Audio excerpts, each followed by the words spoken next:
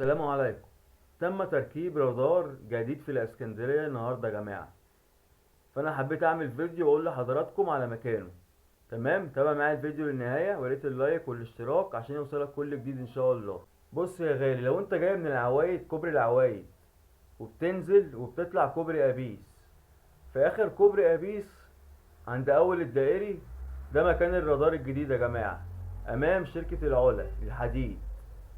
تمام، عشان حضراتكم تبقوا عارفين بالظبط عند اول الدائري بعد كوبري ابيس. بس يا جماعه، ده فيديو انا حبيت اطلع اعمله عشان حضراتكم تعرفوا مكان الرادار الجديد. تمام، سلام واشوف حضراتكم على خير.